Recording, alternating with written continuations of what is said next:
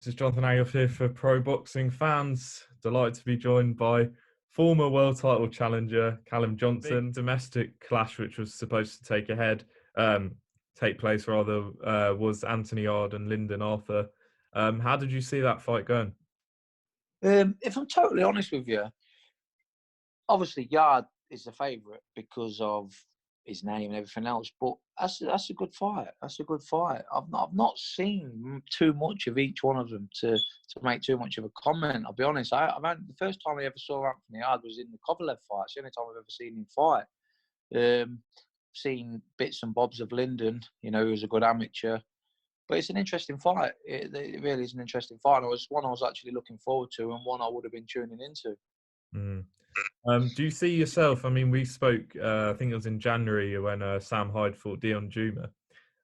You think, you believe those fights with Anthony Yarde or Lyndon Arthur, whoever wins, and Joshua Buatsi, that these fights can happen. Obviously, this year it seems unlikely, but do you think these fights will happen like in the near future, or would it be more for a world title? What's your thinking? Yeah, I mean, obviously, if I won this next fight, I won the European title, and I got the chance to challenge for a world title, that'd obviously be my main goal, and that'd be my number one option, obviously. But if not, I think the fight with me and Joshua Buatsi is a fight that a lot of people in Britain would be interested in.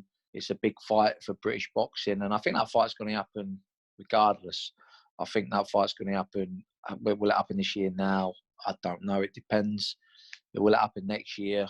100%. I think it will. And I think that fight's the one that's more likely to happen than any of the others because, obviously Yarde's with Warren. I think Lyndon Arthur's with Warren, isn't he? So I think that's kind of their fights that could still potentially happen, but I think the Buatsi one's the one that's more likely to happen. Or anyway. What fights or fighters have you been watching during this lockdown period? Is it other sort of light heavyweights from the past or other fighters? If I'm totally honest, I've not watched one single fight. And to be honest with you, I don't really watch a lot of boxing. I watch my mates when they box. If I can't make it to the arena that night, I watch it on telly. I watch the big British fights, obviously. But, generally, I don't watch a great amount of boxing. I should probably watch more and try and learn from them a little bit. Because I used to, when I was younger, I used to watch boxing all the time. But it's like, when you're training yourself and then you've got your spare time, I've got two boys and yeah, you just don't get time. You just do not get that spare hour to sit down and watch a fight, and maybe social media as well. If I do get a spare hour, I'm always flicking through my phone and, so I'm probably addicted to social media, which probably stops me from watching a lot of things. I've got loads of things on Netflix now that I'm meaning to watch that I've been recommended to watch. I've still not got around to watching, but I will get around to it eventually. Final one. There's not a lot of boxing sort of news going on right now, but one sort of story that broke yesterday was that talk of a fight between Joshua and Fury taking place in Saudi Arabia. That discussions had already sort of started between MTK, Fury's advisors, and Eddie Hearn as well. Do you see that realistically happening this year? Obviously, for that fight to happen, Deontay Wilder and Kubrat Pulev is supposed to fight Joshua would have to step aside. What do you think on that? I don't think it'll happen this year. I'll be honest. I think it'll happen next year because I think it's kind of a fight that's that big and it's worth that much money.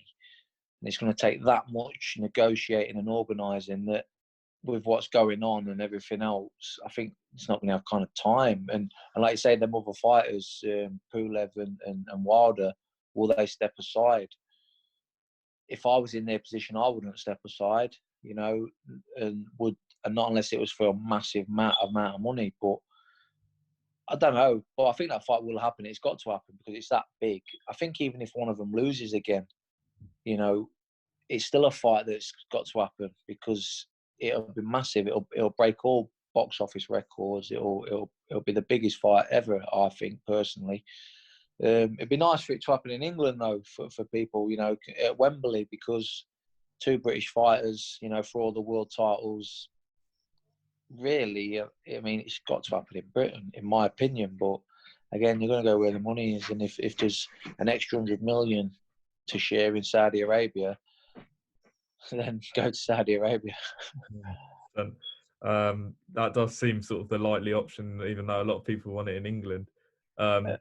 Last sort of one, just on your gym mate, Callum Smith. Obviously, there was talk a few months ago now, it seems ages ago, that he was possibly going to fight Canelo. It did look like Billy Joe Saunders was going to get that shot. Where do you see sort of the next stage for Callum? There's talk of a Danny Jacobs fight, be a brilliant fight, big fight. Where do you see sort of the next stage for him? Yeah, that's obviously there's been strong talks of the Danny Jacobs fight, which again is a big fight, a massive fight. Danny Jacobs, get my words out. Danny Jacobs is a massive fight. Canelo's obviously the one that he wants. It's the one that everyone wants. Obviously, the situation with Billy Joe has probably cost that. But again, you know, what's happening with Callum and Callum's career, I don't really know. You know, we don't speak too much about it. It's at the end of the day, it's none of my business really, that side of things. Obviously, you speak in the gym, and the last thing I heard, it was kind of looking like it was going to be Danny Jacobs. But again, and until all this is over, until anything's announced publicly and officially, no one really knows. It's kind of, the fighters don't know themselves. It really is, you know, I kind of don't know myself what's happening with me, so I got no chance of knowing what's happening with Callum. Do you know what I mean? It's we really don't. We kind of, sometimes we actually find out, you know, after Twitter finds out. That's how it is sometimes. Yeah. No, I get that. I mean, what's if you can reveal what's your plans for next week's Wacky Wednesday?